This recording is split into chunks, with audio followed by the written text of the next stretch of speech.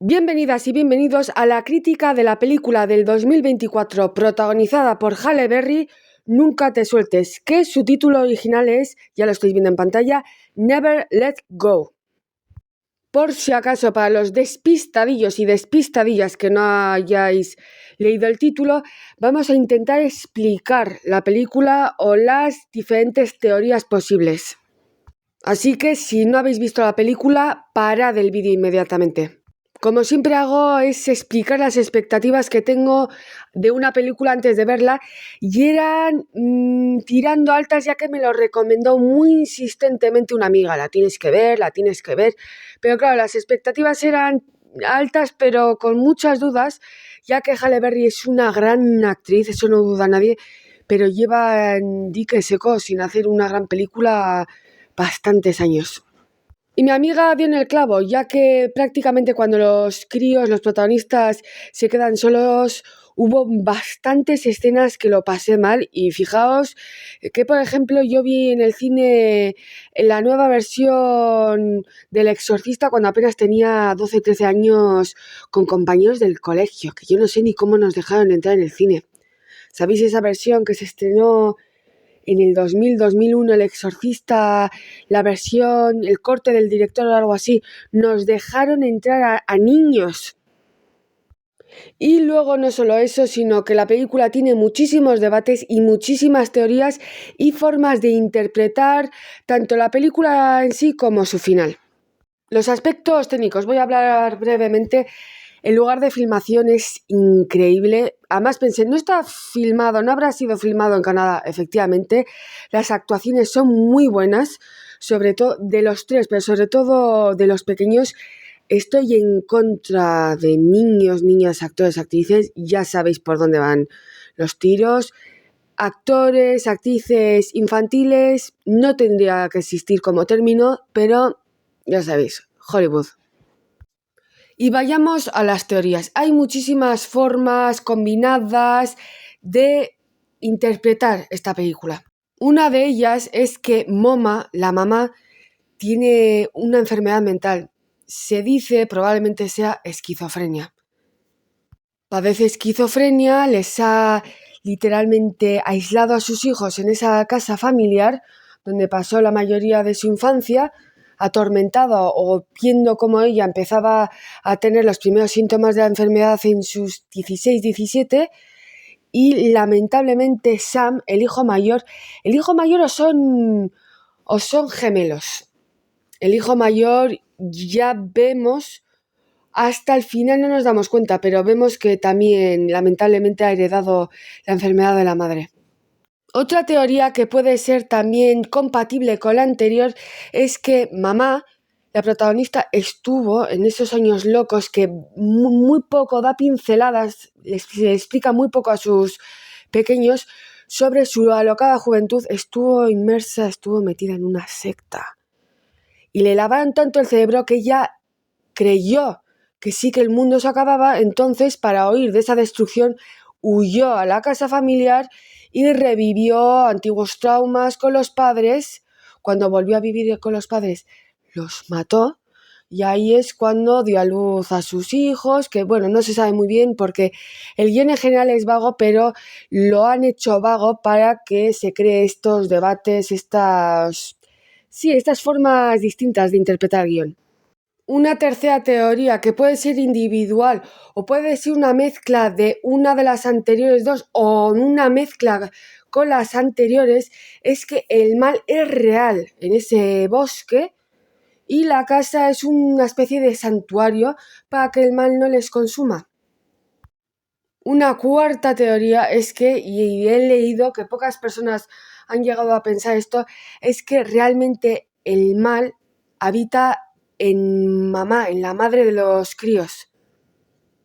Y esto se puede ver, por ejemplo, en esa escena cuando el mayor, Sam, ha quemado la casa. Sam, supuestamente poseído ya por el mal, ya que corta la cuerda cuando supuestamente ve a la hija del hombre que está haciendo senderismo. La hija es en realidad una metáfora de la culpa que tiene al haber matado a ese senderista que sí era real, ¿o no? Mamá es mala y puede ser, vuelvo a repetir, puede ser compatible con todas las anteriores teorías. Mamá es mala, también hay mal fuera, mamá salió de una secta y también puede padecer esquizofrenia o algún otro tipo psicosis inducida por un trastorno postraumático o incluso por el síndrome de abstinencia o mono, pero ¿cuánto llevan en la casa? Años. ¿Eso lo puedes superar o no?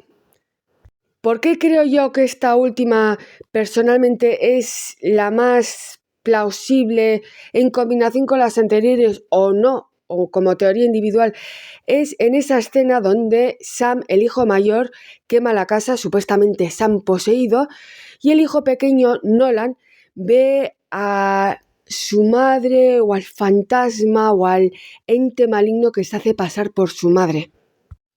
Nolan, que es muy, muy inteligente, le tira en esa especie de cobertizo donde mamá le castigaba, sobre todo a Nolan, porque no seguía las reglas.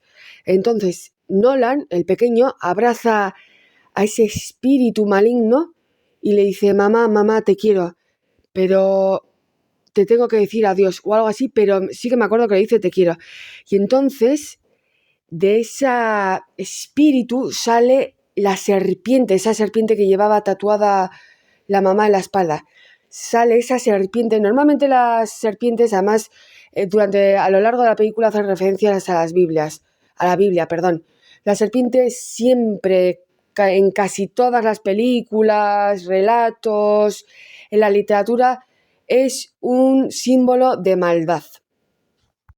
Cuando el hijo pequeño abraza esa identidad o esa representación de la madre, una serpiente sale o nace de su espalda para luego desvanecerse, romperse. Eso también es una simbología de cómo Nolan había roto el trauma familiar, que probablemente era un ciclo que no había podido romper mamá respecto a sus padres, y su mismo hermano Sam no había podido romper respecto a su madre. Y también este abrazo y le dice te quiero mamá, te quiero, es también una metáfora muy preciosa de cómo el amor, el verdadero amor, todo lo puede y cura todo.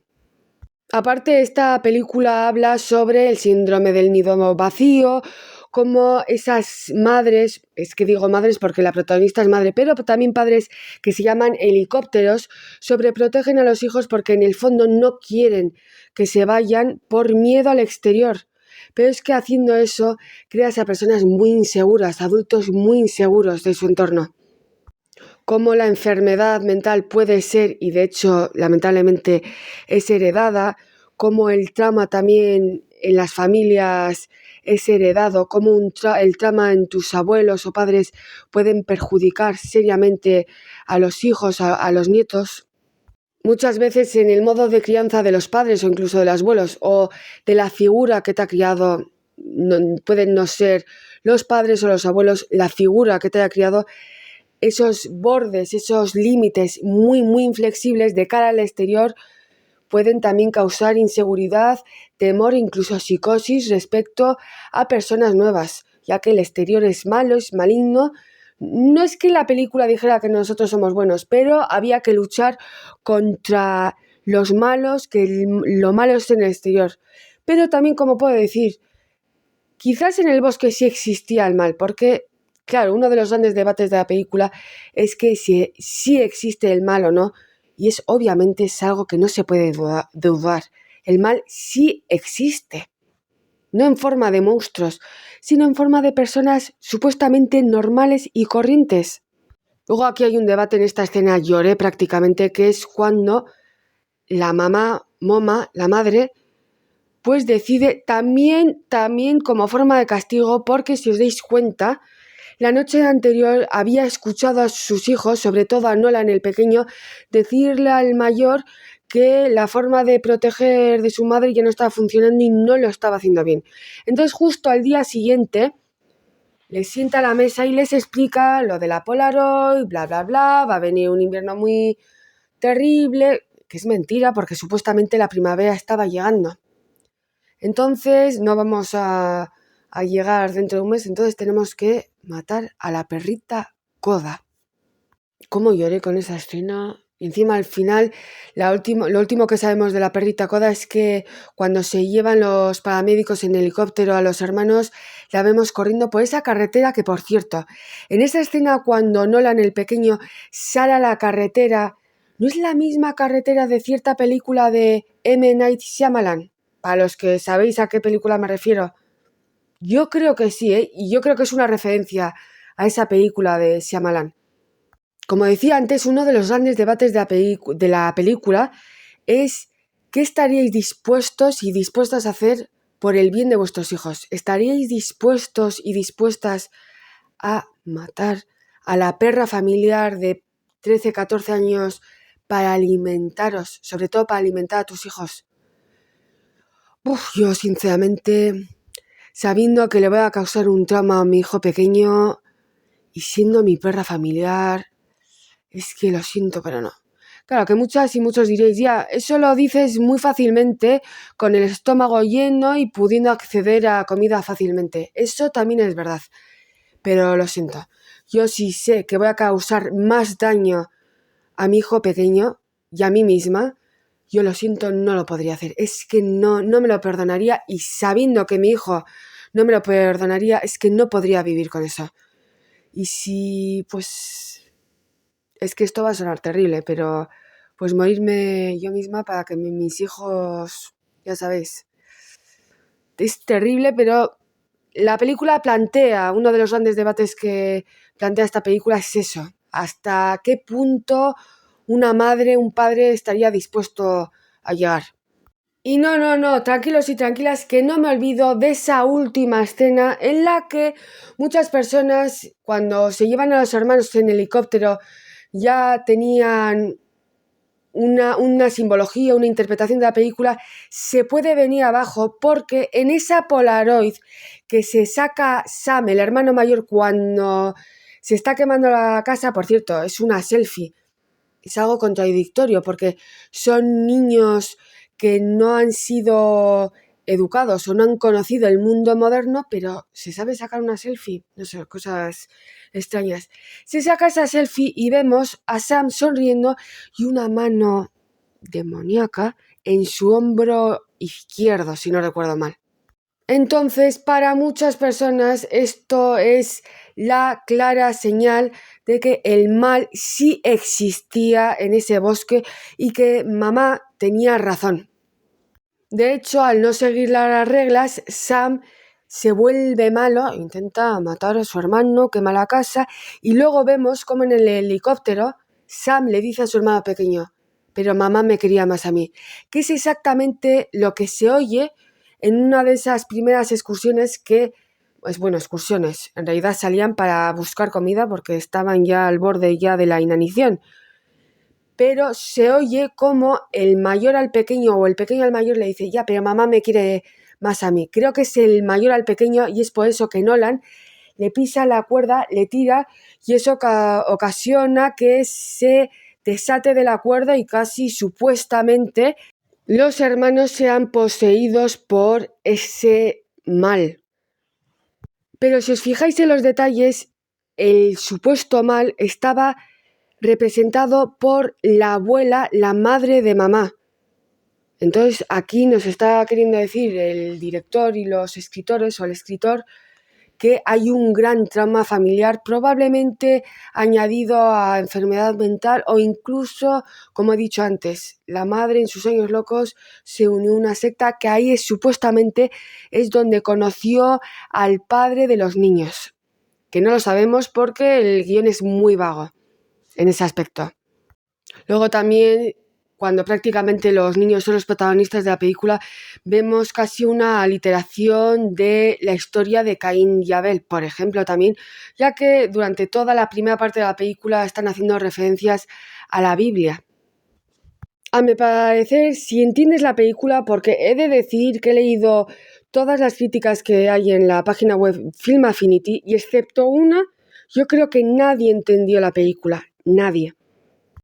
como llevo diciendo en toda la crítica, tiene muchísimas, múltiples interpretaciones: enfermedad mental, enfermedades mentales, enfermedad mental no tratada, no diagnosticada, trauma familiar no resuelto, no curado, y al no curar ese trauma familiar con los abuelos, algo pasó con los abuelos, eso incide negativamente en los hijos, en los nietos. Pensamiento sectario, aprendizaje o adoctrinación muy extrema, barreras familiares muy estrictas, muy inflexibles a la hora de socializar, ya que aparte de ellos tres no había nadie más. Pero también hay detalles como, esto lo he leído y de hecho yo también lo pensé, es verdad. Vamos a ver, si mamá les estaba diciendo a los críos que ha habido, es el fin del mundo, solo hay mal en el exterior, ¿cómo es que, por ejemplo, nunca oyeron un avión o un coche? Porque esto es fácil de responderlo, porque estaban aislados. Si os dais cuenta, cuando Nolan llega a esa carretera y empieza a gritar: ¡Socorro! ¡Socorro! ¡Ayúdenme! ¡Por favor! Al cabo de... Bueno, ya a la vuelta ya veíamos una persona con chaqueta creo naranja al fondo del plano y pensábamos que era un ente maligno. Cuando Nolan, casi al llegar a casa, este supuesto ente maligno le pregunta: «Hola, ¿has sido tú el que has gritado?». Y en realidad lo que era es probablemente un senderista real. O no, también hay muchos indicios que muestran que Sam había heredado la esquizofrenia de la madre, porque siempre que veía él a esos supuestos entes malignos, Nolan, el hermano pequeño, no los veía. También la película está siendo la crítica un poco caótica, pero es que la película es bastante buena, es muy buena, tiene muchas capas. También habla sobre el pensamiento crítico al statu quo establecido, ya que Nolan, el hermano pequeño y supuestamente el que no ha heredado la enfermedad de la madre, se empieza a cuestionar todo lo que les había contado la madre sobre el exterior, sobre la casa, sobre lo que es el bien y el mal. Eso es bueno, cuestionarse todo lo que te van contando, enseñando o adoctrinando. Pero repito, esta película puede tener múltiples interpretaciones, así que si la habéis visto, por favor, escribidme en vuestra opinión lo que os pareció o qué pensáis de la película. Pues lo lamento mucho, pero cambié tu alma al tipo de los tebeos. Y mira, fíjate que chapas son de Alf. ¿Te acuerdas de Alf? ¡Ha vuelto! ¡En forma de chapa! ¿Has cambiado mi alma por unas chapas? ¡No! ¡Cierra la puerta, que se va el calor! ¡Silencio, silencio, silencio!